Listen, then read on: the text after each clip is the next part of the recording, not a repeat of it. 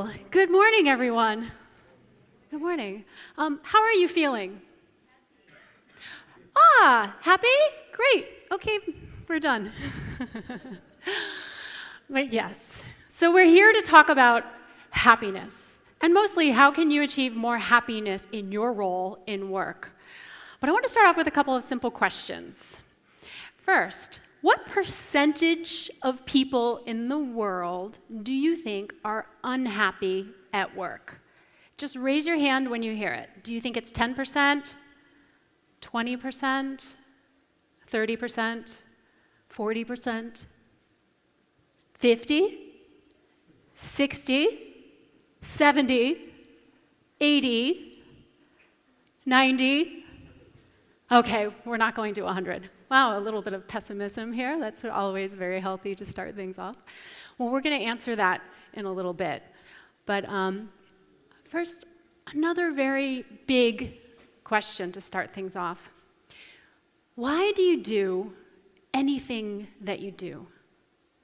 Think about that for a moment. Why is it that you do anything, really? And I know that's sort of like this big existential question, right? Our big why. But we can boil it down to something a little bit simpler. And that is really simply, what are some of your goals in life? So go ahead and get one in mind right now. Maybe, for example, you want to get the next promotion in your government entity, or you want financial stability, or maybe you just want to go shopping in Dubai, and if you're going to do that, then you need financial stability. Or maybe you just want to get in shape. So when you have one of those in mind, ask yourself, well, why is that important to me? And then ask yourself again, why is that important to me? And what we see is if you keep asking yourself, well, why is that important? What it comes down to is something very basic: happiness or prosperity. Well, I want the people around me to be happy, or I want to be happy in my life. So what we see is that happiness is really a common, universal motivator. It cuts through race, religion, ethnicity, country, everything. We're all just following different goals because we want to pursue happiness. And so Aristotle said all the way back in 200 BC, he said, happiness is the purpose of our existence. That's it. It's the be-all, end-all. But maybe more importantly, he also said that happiness is ultimately dependent upon ourselves. So if that's true, the science actually backs it up. It says our brains are hardwired to seek happiness. We go through life thinking, oh, I'll be happy when I get that donut. But it also tells us that we're really super bad at predicting what will give us long-term sustainable happiness. Short-term, no problem. The first donut is really good, the first piece of cake. The second one, not as good. So we keep pursuing that, and we end up not really having sustainable happiness. And I want to bring some real-life examples into play here. So first off, we have Zara on the right. She just got her financial statement from her government pension. Now she's thinking, I thought if I worked in government my whole life, I would be happy. But maybe her pension isn't quite what she wanted it to be. Or Sarah in the middle. She thought becoming a lawyer would make her happy, long run, but clearly this phone call is proving her wrong. Or Muhammad on the end. I think he's just upset because he didn't get a lot of Facebook likes. So, and we have different generations here, right? We have millennials, we have the Gen X, we have baby boomers. It doesn't matter where we're from. All of us are pursuing something like this formula. I'll be happy when I get that promotion. I'll be happy when I get into the best hair and makeup in Dubai. I'll be happy when I get the new home, the new car. But that formula doesn't have sustainable results. As soon as we connect to one of those goals, our mind chases the goalpost, and pretty soon we're chasing after the next item. Otherwise, anybody who ever got a new home would be happy for the rest of their life. So how do we approach this? And also, what about at work? Happiness is an emotion.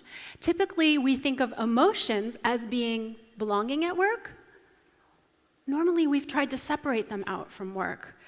But emotion is an energy in motion, so it moves and flows through all parts of our day and our life. Just think about how a bad emotion follows you around. You wake up in the morning, maybe there's no coffee, Maybe it's raining in Dubai, you have an awful day, you go into work, you take that to work with you, and then you have a bad day at work, you take it home to your family, to your relationships. And over time, what that does is it starts to affect our resilience, our psychological capital, our ability to deal with struggles in life. And then that affects how we show up to work in the end. So we spend 1/3 of our lives at work. That's as much time as we spend sleeping. Can we really be happy in life if we're not happy at work? And the most latest research says, no, not really. The single strongest determinant of our overall happiness is actually if we find happiness in the workplace. So that's huge news. It used to be hobbies and family and the things that we love and we're passionate about. The shift is to saying, well, work is life. And so if we find happiness there, then we can more easily find happiness in our lives. So what it really boils down to is this very simple formula that we've been using for the past 15 plus years. And that is that happy employees leads to happier citizens, happier people, and that leads to a more successful country or government or UAE. But also more meaningful lives. And we'll talk more about what kind of happiness we're talking about in a bit. So what I'm going to share with you in the next 30 minutes is basically what we've learned and what I've learned about happiness and how you can work it more into your daily lives at work.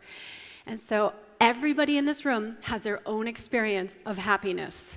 It's as different as every one of us are, so it also begins with every one of our personal stories. So for me, my happiness at work story begins with college. I went to a great 4-year university. My dad paid for it, thank you. My mom kind of tricked him into it. But anyways, I had friends, I had teachers who really appreciated me and encouraged me. I was running on the sports clubs and developing new clubs. Things were looking really good, and I was excited to get out of work and to have my first job, because people told me, well, that's when you'll really have freedom. That's when you'll really experience happiness, is wait until you get into the real world and you start working. And so I was excited, and I went out of my college graduation, and I got my first job in urban planning, a city office in New York City. And I rode the subway down to 34th Street in Manhattan. Does anyone here know New York? Yes, okay, so there I was, and then I rode the elevator up the Empire State Building. Really good beginning, right? And I got into my first workplace, and they showed me to my cubicle, and I sat there, and I waited for someone to talk to me or for some energy. Instead, I got assignments. I never saw anything that came from the assignments, and I started to look around, and I sort of realized that people were they had sort of shut down from work. There was no expression, there was no life there. They were sort of pushing by expressionless faces. In fact, the only time that they seemed excited was when they were talking about the weekends. So I realized that people were at work in order to escape work. We had created a life that we really relished mostly getting away from in that workplace. And so I stuck around for 2 weeks, and then I left. And it scared me so much that I decided I was going as far as I possibly could, all the way across the country to San Francisco. And I also thought, well, I want to work in some place that's going to be fun. So naturally, I became a bartender because I thought this is going to make me really happy. And I pursued that for a while, and I actually became a sake sommelier. So I was teaching people all about this, but I found it empty, and I was hungover. So I started to pursue other things. I started to write articles and write food reviews in magazines and do advertising. And then I became a researcher for the World Health Organization on health and well-being. And all of these opportunities kept giving me little boosts of happiness. And then I worked at a startup and another startup and another startup. But as I went through all of this job hopping, looking for some place that I would feel more complete, I realized that actually what I was feeling was an emptiness growing inside of me. None of these gave me sustainable happiness, but I didn't know why. So I decided to start looking for it or running away from it in a different way. Since running away from jobs wasn't working, I literally started running, which was a passion of mine. So I started running marathons, and then I ran a 50-miler. And then I was training for a 100-mile trail race. up and over the Sierra Nevada mountains in California, I was training about 60 miles a week. And I was finding that a little bit better than facing this emptiness of not feeling like I could find any work that was fulfilling. So that worked for a little while until I got injured. And I had to stop cold turkey because I blew out my knee. So right when that happened, also the first dot-com bust happened. So the job market fell out. I lost my job, I was sitting on the couch, and what happens when we slow down is that normally we see all of the holes that are in our lives. So I started to see that I had a lot of holes, and that emptiness really hit me at the time. And I thought, am I failing at this happiness thing? Or do you just accept that work, that's what work is? You go in, you work, you get a paycheck, and then you look for happiness outside of work. And right around then, a young CEO gave me a book called Delivering Happiness. And it was about a different approach to happiness. It was about, instead of pursuing it through work or titles or status or job, it was about passion and purpose. And so he asked me to join, and he said it was going to be consulting. And I said, no, thank you. I already had a job in an office, and I didn't think I wanted to repeat that. But I went home and I thought about it, and as so often happens, I realized that what I was running away from was exactly what I was the best equipped to help. So we started building this company called Delivering Happiness, studying positive psychology, looking at everything that had been done with Zappos. And that was the beginning of a new life for me. And people ask me usually, well, are you happy now? And I can honestly say the highs and lows, they're still there, but they're more sustainable. So when the lows come, you know that the highs are going to be right there, and you know how to walk through them, and you're not running from them. So you might be noticing why I laid the slide out this way through my life's ups and downs. And it's really looking at the highs and lows in life. And one of the hardest times was in the middle, when I had flatlined. That's when apathy sets in. That's when we step away from what we're doing. That's when we shut down or become disengaged at work. Or in the worst case scenario, we become disengaged in our lives. And then the lows are just a part of life. But the reason that I show you this is because this is one of the main exercises that we actually do with most leaders when we start working with them. What is your happiness story? What are the highs and the lows? What values or meaning was significantly there for you in the highs, or what was painfully absent during the lows? And this is how we can start to get a sense of what our happiness story is and where we arrive at some of the principles. But I want to share another story with you. How many of you have heard of Zappos? 2 people? Yeah, they don't deliver here. How many of you have been to Las Vegas? All right, a few more. They say that Vegas and Dubai are very similar. It's like they call Dubai the Vegas of the Middle East sometimes. So this is Las Vegas, and this is Zappos, shoe company, and their headquarters there. Now, there's not a rainbow over Zappos every day, but when they started building this little company, they did realize something magical. Basically, they realized that people will forget what you said, and they'll forget what you did, but people will never forget how you make them feel. They were realizing the importance of the emotional experience in running a business.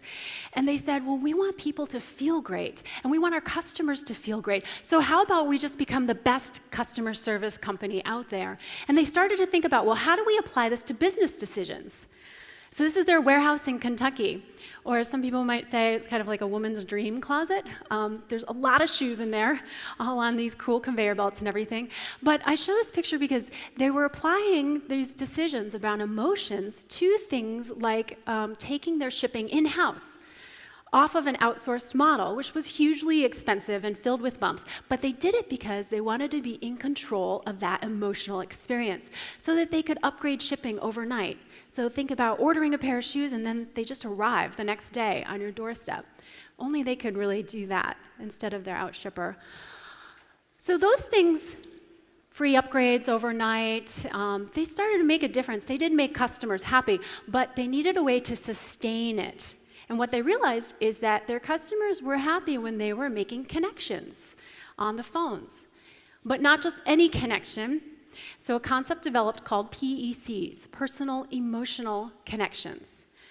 And this is about going beyond just the regular everyday and trying to find a level that you can connect with people on a human level that's more meaningful. And they work this into all of their phone calls now because it's about going beyond satisfaction to thinking about, well, what are the unrecognized needs of the person on the other end of the phone, and how can we meet those? And then what ends up happening is it turns into a story. So a lot of people have these dramatic stories about Zappos service. Does anybody want to take a guess what the longest phone call on record is at Zappos? What do you think? An hour? 2 hours? Somebody said 6 hours. It's 11 hours on one phone call because they wanted to have PECs, or personal emotional connection, and it resulted in the sale of a pair of shoes for $49.95. But it created a story. It was parodied on Jimmy Fallon's late night show, and that started to create more of a buzz than the $49.95 shoes ever could. So the question became, how do we sustain happiness for our customers? If we're going to make our customers happy, well, that means that internally, the employees have to be happy. Because if we don't sustain that, then it's not going to last. So internally, culture became the #1 priority at Zappos very early on. And so that means that they started to do some innovative things. Mostly, it means hire, measure, and fire by culture. For example, there's 2 interviews, a skills and a culture interview. Guess which one holds more weight? The culture interview, yes. There's 5 weeks of paid training when you come on. You're not just given an employee handbook, but you are taken through what all the values mean, the history of the company. And then at the end of 5 weeks, they make what's known as the offer. Has anybody heard of this? It's $4,000 to quit. Now, I know in Dubai that's not a lot of money, but in Las Vegas, it actually is. And so they started at $100, they made it $1,000, and now it's at $4,000, and they're saying it's still not enough because they want people to go home and just think about, well, hey, do I value the money, or do I really want to be a part of this company instead? So they come back more committed to the culture and to be there and to be a part of the journey. Something else they do, a culture book.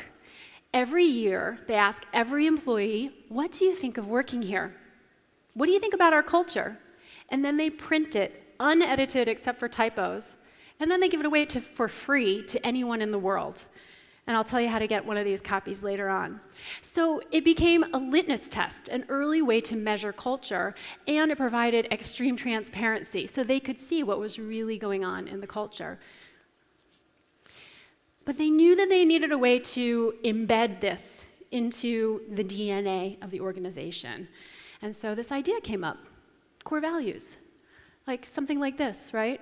Have you ever seen something like that? Integrity, excellence, respect, the words on a wall, they sound really good. And they said, well, what do those really do if they're just words on a wall?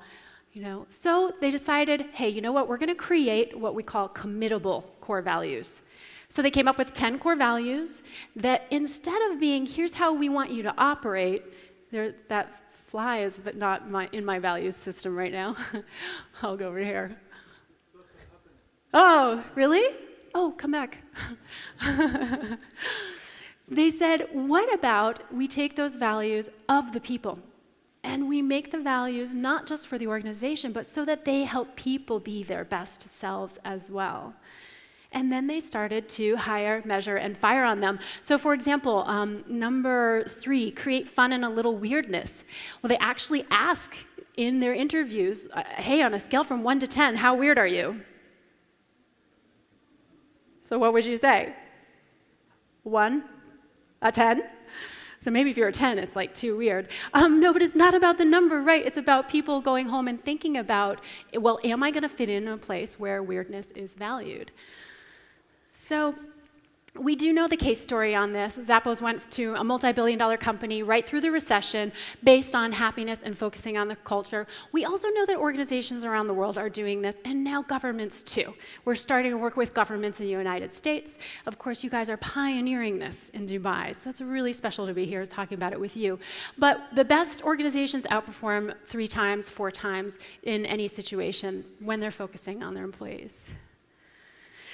Yet, who's this? Office Space, yeah. I love it. It's an old movie, but it's still relevant. We remember him. This is the face of unhappiness at work. So last chance, what percentage of people in the world do you think are unhappy at work? 60? That's a pretty good guess. Okay, it's 85% globally that are coming into work. They're checked out, punching in, punching out, getting done as little as possible. And then a small percentage of that, about 13 or 14%, are actively sabotaging projects and the people around them because they're so unhappy at work. How did we get here that the state of the work is like this? And of course, it's costing us a tremendous amount. It's $7 trillion, they estimate, in the United States. So what we've seen is that the speed of change has been exponential lately. We've got, the internet of everything. We've got the speed of information faster than we've ever known before, so fast we can barely keep up. Globalization and constant change. All kinds of industries are changing constantly. And yet, as humans, we're trying to adapt to that, and there's a huge delta in how we're able to adapt to all of those changes happening around us. That's why security and stability have become important values again. It's too much, we're overwhelmed, and we're seeing the effects of it. We have the younger generations are the most stressed out yet, they are the most burned out, they have the least amount of friends, and a study just came out showing that the number 5 cause of death in the United States is stress from overwork. And in other countries, that's a big concern, for example, in Japan. So on a human level, we're not quite keeping up. And what about organizations? What is this? It's an org chart. When is this org chart from? Last year? When? 100 years? That's pretty good, yeah. This is an organizational chart from the railroads in the United States in the 1950s. But it looks pretty familiar. Work hasn't adapted that fast either. We are still way behind the times in what we can be doing with all of this change, smart Dubai, everything happening around us. So as Darwin says, it's not the strongest of the species that survive, it's those most adaptable to change. We really think of, we've been through all of these eras, the agrarian era, the industrial era, and now you can say we're in the technology era. What we really think about is that we're actually in something like the adaptive era. There's so much changing around us. We have to ground into what we can control and who we are, and change what we can and embrace what we can't. So the invitation for you is really, the one-offs and the two-offs and the culture hacks, they're great, they get us moving. I know you have bigger aspirations in Dubai and that it's happening. So it's really to zoom out and to reframe. We're at a precipice here. The golden era of work can be right here, where the opportunity is to recreate those systems that aren't working into something more human that helps us thrive as humans and as a society. So how do we zoom out and reframe the way we work? Okay, what does the science have to say? If we really want to do this, we have to pay attention to the science. So this is a chart. This is the way that researchers and psychologists have studied people for a long time. And see all of those dots? Those are all humans. Those are people on the chart. And so researchers study that, and they say, well, wow, look, we're all doing pretty good. We've got this nice line, except for that one little weird dot out there. Do you see that weirdo, that weird person in the room? We know who that is, right? It's all of us at some point. Well, what researchers say is, we got to erase that dot. It's messing up our data. So we want to have a nice average line. And for a long time, psychology was this. It was, how do we get to the average? But if we study the average, then we're going to continue to be simply average. Until 1998, this guy came along. His name's Marty Seligman. And he said, well, hold on a second. That dot out there, that's a high-performing outlier. What we should be doing is moving the whole line up to that dot. And that is where positive psychology was born. How do we take individuals and teams and help them thrive? And since then, there's been about 20 years of research that we're just starting to apply now in businesses and in organizations. So back to this first question. Most of us are following a formula something like this. Money, title, status, success will lead us to happiness. And when we look at the science, what it says is, yes, that's true. They do help us. They do give us some happiness, but only to a certain point. And when you reach that certain financial level, your happiness flatlines. And it's not very high. It's right around the poverty level. What the research shows us is actually the formula is stronger the other way around. When we raise our levels of happiness first, then every positive indicator of our own personal success and business success goes up with it. So a lot of us have had the formula the wrong way around for a long time. And I don't want you to take my word for this, and I know a lot of us here in this room already believe this, but what about the experts? People at the end of their lives, what do they say about happiness? So this is from a study by Bonnie Ware, a palliative care nurse, and she noticed the top 5 regrets of the dying. And I'm not going to mention all of them right now, but the number one regret of the dying is that I wish I'd had the courage to live a life that was true to myself, not the life that others wanted for me. They got to the end of their lives, and it was then that they realized that a lot of the accomplishments and the dreams that had come true for them were not their own. They were the dreams of other people. And they had to look back, realizing that it had been a choice that they didn't allow themselves to be happier or to be more true to themselves.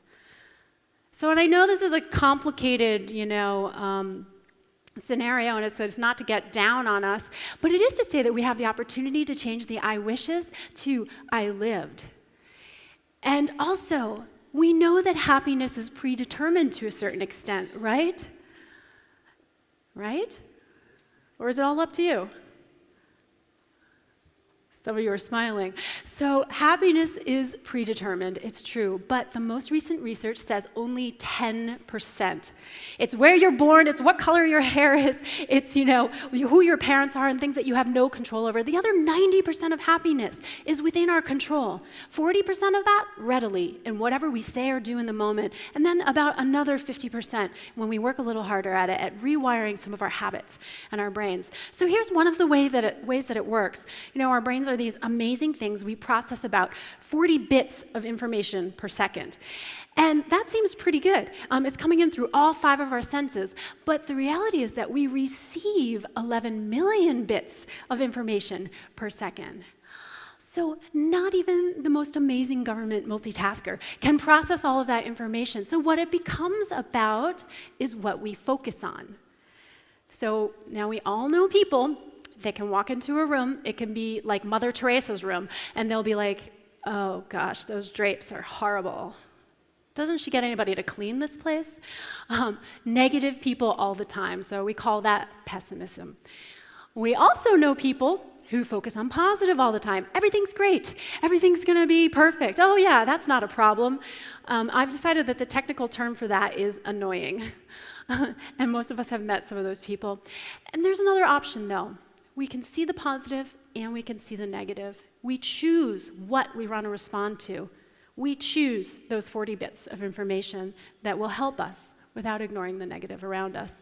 So, and this comes from a theory called broaden and build, which is a foundational theory in positive psychology. And what it turns out is that we do our best work when we're up. We're more collaborative, we're more innovative, we welcome people to work on projects with us, our brain sees more opportunities around us, and we become more successful this way. So this quote just about sums it up. The pessimist complains about the wind. The optimist expects the wind to change. The realist adjusts the sails. So we have to adjust our sails if we want to be happier in life. And so also, not all happiness is created equal. So I'm going to break that news to you right now. So you have the timeline going up on the side and how long that happiness lasts on the bottom there. And the shortest, most lasting type of happiness, pleasure. A pair of new shoes, a beautiful dinner out, anything that gives us pleasure in life that can be fleeting. Usually this is attributed to things that we can buy or purchase or possessions. But, it's really hard to maintain those unless you're a rock star, like Daenerys Starborn. Anybody watching Game of Thrones? Yes. Thank you. It's just about on again, right? I think she's a rock star. Okay, the second type of happiness, second longest lasting, is passion.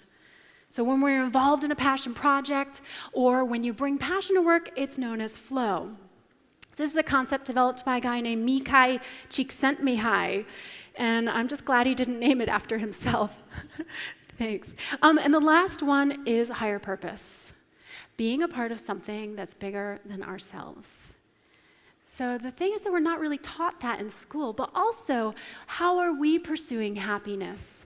If we look at this chart, it makes sense to put the most of our time into higher purpose, and then passion, and then pleasures. Although it's more difficult to do that, so a lot of us end up on a different path.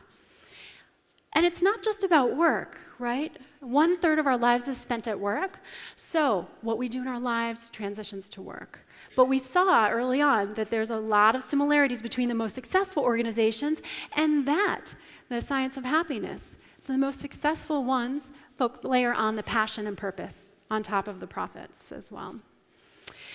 So here's some of the stats. I think you know these, but they're there. I'll let you know how you can get this deck if you want to sell this up or convince anyone of some of these. But we see between the happiest and least happy organizations, things like 300% higher innovation. We see retention, burnout go way down, which is a huge cause of concern today too. So ultimately, emotions are contagious. We are constantly affecting the people around us. So we're going to do a quick little exercise. Are you ready? Yeah? Are you awake? Yes? Okay.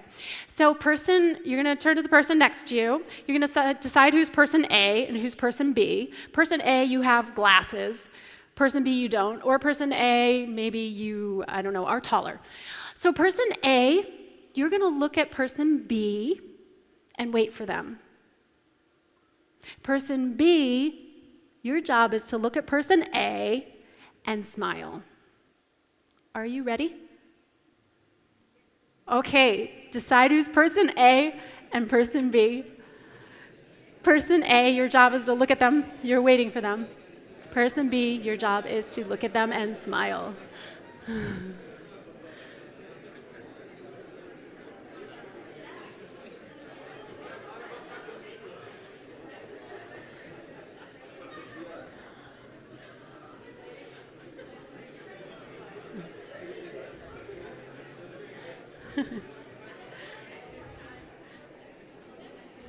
Okay, very good. Bring your attention back up here. Very good. So what happened? Everybody smiled back. Did anybody not smile? No, okay. You tried. It's hard, right? So we have these things in us called mirror neurons, and they light up to respond to what's happening in the world. They look like that funky drawing there. So emotions predate language as communication. Emotions around us, we pick up on them. So really, we're always either affecting others or we're infecting them with the emotions that we bring around. Do you ever realize that some people bring happiness wherever they go, and other people bring happiness whenever they go? We probably know people like that. So the question is, what is your emotional wake?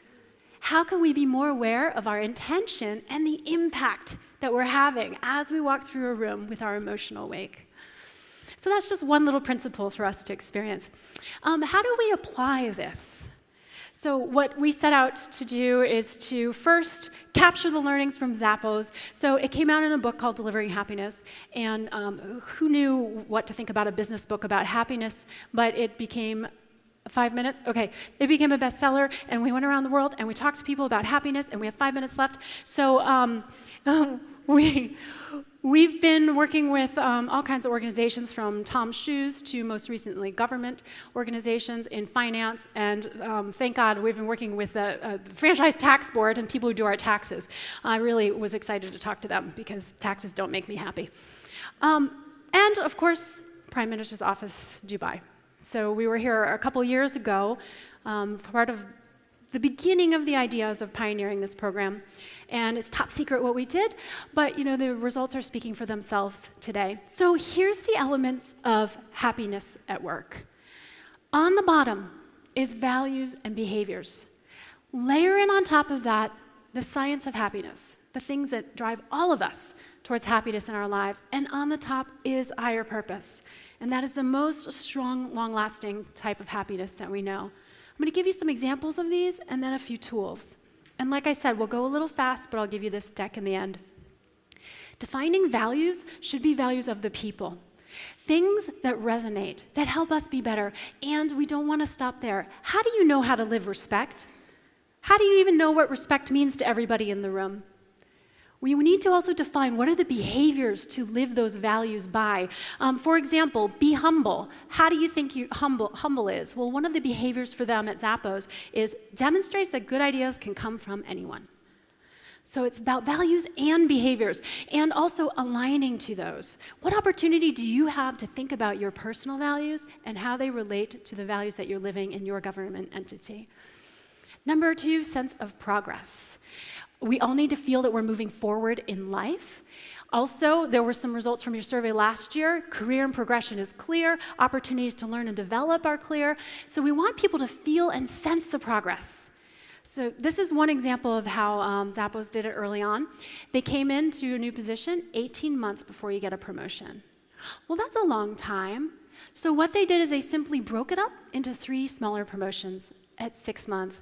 No pay raise until the end, but what people felt is that they were moving through faster. They were making a sense of progress in their lives.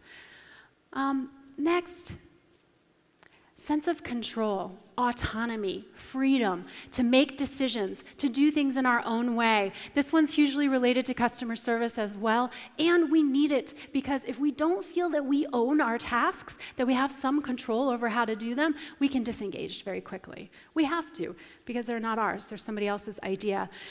One way of encouraging this is transparency. Allowing the whys to be heard. This is the CEO of LinkedIn. And they're a really transparent organization. What he does is he has bi-weekly all-employee meetings. He has an hour for the meeting and then 2 hours afterwards where people can come and talk to him personally. And he lets them ask questions about the company, whatever is most important to them. For example, when Microsoft bought LinkedIn, he wrote a letter to all of the employees saying why this was happening and what it would mean to everyone's job, and then sent the letter public. And so we have companies doing radical transparency now too, making salaries even public. Last, sense of connectedness. You know, this is a huge epidemic right now that we're not connected to the people around us. We have breadth of connection with social media, and we're doing really good at that, but we are not doing good at depth of connection. That is where we're the most lonely generation yet. This is one way that one company did it. Close down all the doors except for the front one. So everybody has to have an opportunity to have a serendipitous collision and just recognize each other and say hello. And the companies, they're doing so many things around this. Pancake breakfasts, where leaders come in and they make pancakes for the rest of their staff, and then it catches on and the staff makes pancakes. But what are the ways that you have an opportunity to connect through your passions in a meaningful way with those at work? Because when we discover similarities, that is the foundation of trust, and we become 7 times more engaged in our job when we have good friends at work. And finally, higher purpose.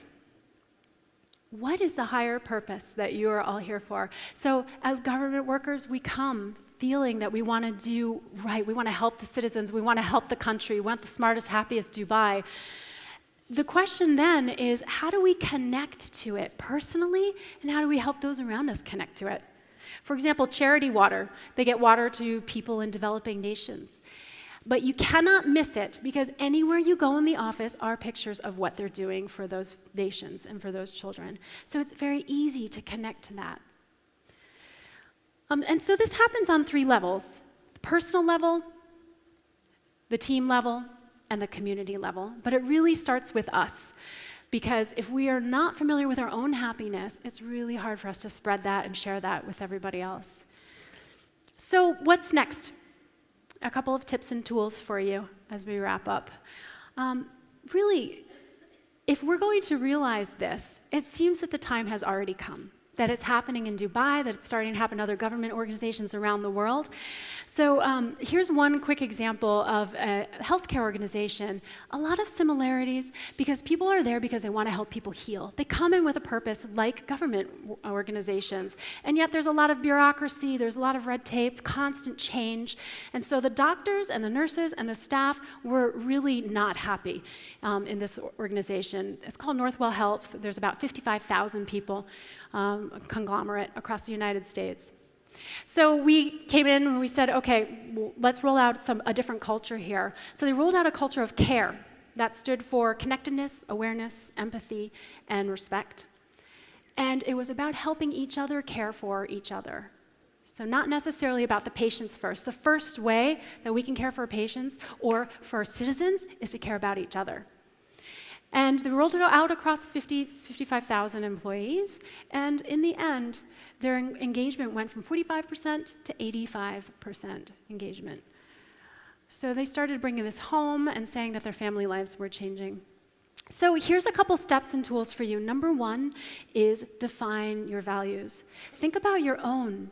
What is your happiness heartbeat? What are some of the highs and lows that have brought you happiness or when it's been really absent in your life? How do those align to the values in your government organization, whether they're the espoused values or they're the assumed ones? Because the more you can live your values there, the happier that you can be at work. Number two, think about what fires you up. What do you wake up for every day? What might your purpose be? What brings you passion? And then how can you bring that into the workplace and funnel it through your work? And number three, I know you're measuring citizens and you have measurement all over the government entities of happiness. How about your own? What does your happiness landscape look like? So I'm going to give you a way to take the Delivering Happiness Index, which we've been developing, to get your individual happiness landscape based on this model and see where you are doing well or not. So for any of these, if you want a copy of this presentation or the Delivering Happiness Index or a copy of the Culture book, just email me, sunny@deliveringhappiness.com. And I'll be walking around too if you want a card or something for that. But finally, we can keep doing the same thing and we're going to get the same results. It's really about those little 1-2 degree changes that we can make that can start to send us off in a completely new direction. And really, it starts with us. So in the middle is each of us. And now that means there's great freedom and great responsibility for our own happiness. 90% within our control. But when we take control of that, we can ripple it out to our teams, our families, the organization, the world, the citizens of Dubai, and beyond. So the ROI, or the ripples of impact opportunity, is huge for us. And this quote really sums it up. It's by Rumi, the Persian poet. He said, "Yesterday I was smart, so I wanted to change the world.